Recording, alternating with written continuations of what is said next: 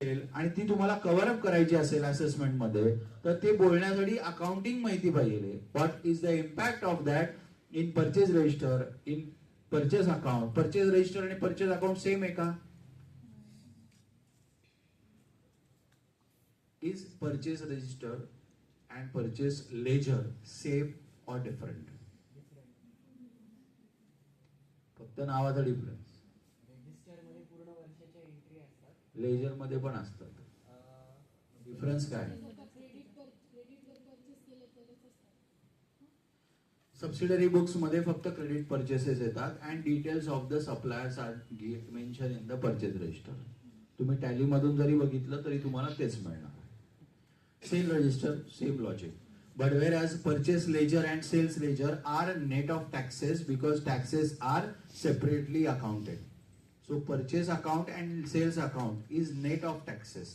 म्हणजे 100 रुपये परचेस केला, 18% जीएसटी आहे, तर परचेसचा अकाउंट पीएनएल ला डेबिट दिसेल तेव्हा 100 रुपयांनी दिसेल.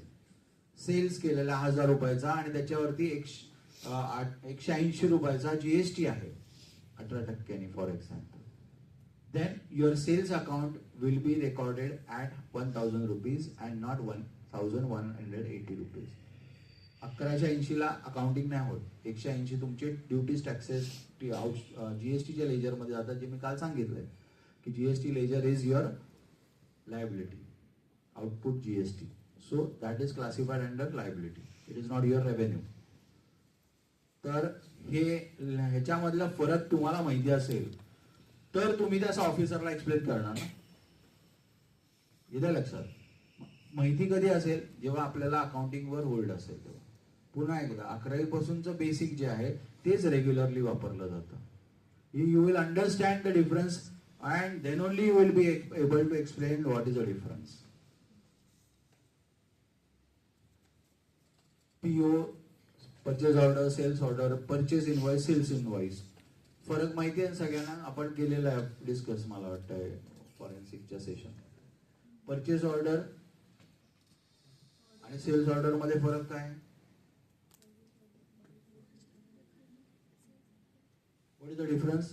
परचेस करताना जी आपण ऑर्डर प्लेस करतोय त्या ऑर्डरला आपण एक डॉक्युमेंट देतो with terms and condition. It is called as purchase order.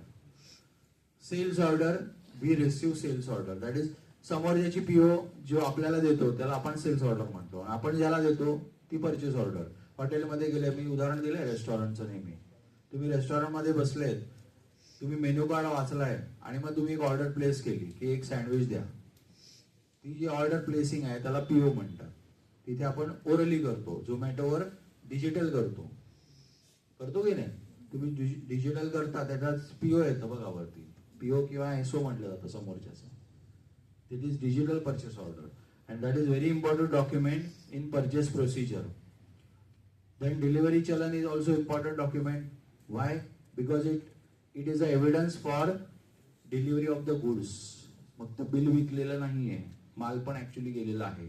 त्याचा प्रूफ नसेल तर त्याला हवाला म्हणतात. ठीक आहे. नुसतंच एनी बिल दिलेलं आहे, in that case without goods it is called as hawala transaction. So this is very important. Delivery चलन महत्वाचं आहे. एक वेळ सेल बिल, परचेस बिल पुढे मागे आलं तरी चालेल, but delivery challan is important. ठीक आहे, to prove that it is a transaction, genuine transaction. Then TDS payment challan. Actual TDS तुम्ही इन्कम टॅक्सचा भरला तर TDS payment challan is important.